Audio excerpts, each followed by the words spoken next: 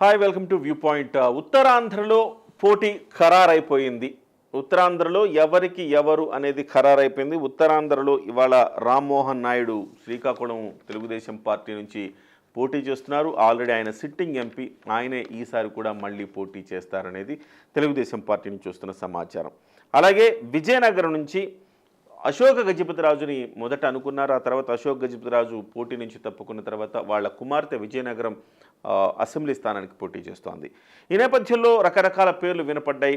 కంది చంద్రశేఖర్ గారి పేరు, అలాగే కళా వెంకట్రావు గారి పేరు, గంటా శ్రీనివాసరావు గారి పేరు, ఇలా రకరకాల పేర్లు విజయనగరం పార్లమెంటు స్థానానికి వినపడ్డాయి. అయితే ఎవరికిచ్చినా తూర్పు కాపులకే ఇవ్వాలనేది ఒక ప్రతిపాదన. ఎందుకంటే అక్కడ బెల్లాల చంద్రశేఖర్ వైసీపీ తరపున ఉన్నారు. ఆయన కూడా తూర్పు కాపు. ఖచ్చితంగా తూర్పు కాపులకి ఇస్తే తప్ప విజయనగరంలో విజయం సాధ్యం కాదనేది ఒక అంచనా. అందుకే విజయనగరంలో ఒకవేళ వీళ్ళు కాకపోతే మరొక కొత్త అభ్యర్థిని కూడా తీసుకోవాలని గత నుంచి చర్చిస్తున్నారు. అందులో భాగంగా గేదెల శ్రీనుబాబు పేరు వినపడింది. ఆయన పల్సస్ గ్రూప్ అధినేత. సో అనేక వేల ఉద్యోగాలు కూడా ఆయన కల్పించిన వ్యక్తి. సో ఈయనకి ఈ టికెట్ ఇవ్వాలి అనేది. ఎందుకంటే ఇక్కడ కళా వెంకటరావు గారు విముఖత చూపిస్తున్నారు, గంటా శ్రీనివాసరావు గారు విముఖత చూపిస్తున్నారు, కంది చంద్రశేఖర్ గారు విముఖత చూపించట్లేదు. కానీ ఆయన ఆసక్తిగానే ఉన్నప్పటికీ కూడాను ఒక కేంద్ర రాష్ట్ర ప్రభుత్వాలతో సత్సంబంధాలు ఉన్న వ్యక్తి అయితే బాగుంటుంది. ఉపాధి మార్గాలు చూపించగలిగిన, అంటే నేషనల్ ఇంటర్నేషనల్ లెవెల్లో కూడా ఈ వ్యాపారాలు విస్తరించిన వ్యక్తి అయితే ఇక్కడ ఉపాధి, విద్య, వీటికి సంబంధించిన అంశాల్ని కోఆర్డినేట్ చేయడానికి బాగుంటుందన్న ఉద్దేశంతో గేదెల సీనుబాబు వైపు మొగ్గు చూపుతున్నట్టుగా మొన్నటి వరకు అనుకున్నాం. సో ఆల్మోస్ట్ కన్ఫర్మ్ అయిందని చెప్తున్నారు. గేదెల సీనుబాబుకే ఇక్కడ విజయనగరం కన్ఫర్మ్ అయిందని చెప్తున్నారు. ఇకపోతే విశాఖపట్నం మనం చూస్తే కనుక విశాఖపట్నంలో భరత్ పోటీ చేస్తారు. బాలకృష్ణ గారి చిన్నల్లుడు భరత్కి క్లియర్ అయింది. ఎందుకంటే ఇక్కడ మనం చెప్పుకోవాల్సింది యాక్చువల్గా బీజేపీ దీని మీద పట్టుబడుతుందని అనుకున్నారు. కానీ బీజేపీ అరకుకి వెళ్ళిపోతుంది.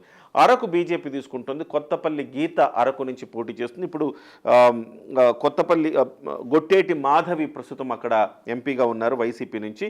సో ఆ స్థానాన్ని ఈసారి అక్కడ బీజేపీ తరఫున కొత్తపల్లి గీత పోటీ పడతారని తెలుస్తోంది. అలాగే విశాఖపట్నం నుంచి భరత్, అక్కడ ఎంవివి సత్యనారాయణ ఇప్పటికే అక్కడ ఉన్నారు సిట్టింగ్ ఎంపీగా. ఇప్పుడు భరత్ పోటీ పడిపోతున్నారనేది ఇక్కడ ఒక క్లారిటీ అయితే వచ్చింది. ఇకపోతే అనకాపల్లి చూస్తే అనకాపల్లిలో ప్రస్తుతం వెంకట సత్యవతి, అది కూడా వైసీపీ సీటే. అక్కడ ప్రస్తుతం నాగబాబు గారు జనసేన నుంచి పోటీ చేస్తారు అని చెప్తున్నారు. ఇక రాజమండ్రి నుంచి చూస్తే రాజమండ్రిలో ఇప్పుడు బీజేపీకి వెళుతుంది ఆ సీటు. పురంధేశ్వరి అక్కడ పోటీ చేసే అవకాశం కనపడుతుంది. ఇకపోతే కాకినాడ చూద్దాం. కాకినాడలో సానా సతీష్ పేరు వినపడుతోంది జనసేన తరపున. మరికొంతమంది కాకినాడలో పవన్ కళ్యాణ్ ఎంపీగా పోటీ చేస్తారు అని అంటున్నారు. అది దానికి సంబంధించి ఒకటి రెండు మీడియా ఛానళ్ళు వస్తుంది. అంత నిజమని నేనైతే భావించడం లేదు. అది ఏదో స్పెక్యులేషన్ అని అనుకుంటున్నాను. కానీ బట్ అది ఎంపీగా ఆయన పోటీ చేయడం కంటే ఎమ్మెల్యేగా పోటీ చేయడమే ఉత్తమమైన మార్గం.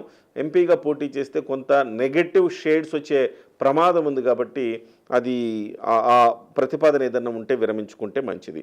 సో అనకాపల్లి నుంచి ఇంతకుముందు మనం అనుకున్నట్టుగా నాగబాబు. సో మన ఉత్తరాంధ్ర ఆ బెల్ట్ వరకు, అంటే రాజమండ్రి ఆ పైన బెల్ట్ వరకు మనం చూస్తే కనుక ఇది ఒక క్లారిటీ, ఒక పిక్చర్ అయితే ఒక క్లారిటీ వచ్చిందని మనం భావించవచ్చు.